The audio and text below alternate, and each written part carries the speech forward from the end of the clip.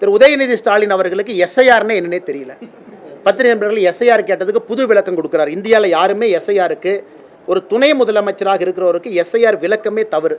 அதனால் உண்மையாலுமே அவருக்கு இந்த கோர்ட் இஷ்யூ தெரியுமா, ஜட்ஜ்மெண்ட்டு தெரியுமா, தெரிஞ்சு தான் பேசுகிறாரா அப்படிங்கிறது மாண்புமிகு துணை முதலமைச்சரின் மீது எங்களுடைய குற்றச்சாட்டு. இரண்டாவது, மாண்புமிகு துணை முதலமைச்சர் அவர்கள் இன்னைக்கு புரிஞ்சுக்கணும், இவர் 1ஆம் தேதி சொன்னாங்க, 2ஆம் தேதி சொன்னாங்க, 3ஆம் தேதி சொன்னாங்க. அன்னைக்கு துணை முதலமைச்சர் எங்கே போனார்? அதாவது அவர்கள் ஆட்சியில் இருக்கக்கூடிய காவல்துறைக்கு டைரக்ஷன் கொடுத்துருக்குறாங்க. பின்பற்ற வேண்டியது துணை முதலமைச்சருடைய பொறுப்பு, எதுவுமே செய்யலை. இன்னைக்கு இந்த மாதிரி மதக்கலவரத்தை ஏற்படுது. திரும்ப திரும்ப நாங்கள் சொல்கிறோங்கன்னா, மதக்கலவரம் என்பது பொது சொத்துக்கு தீ வச்சாங்களா?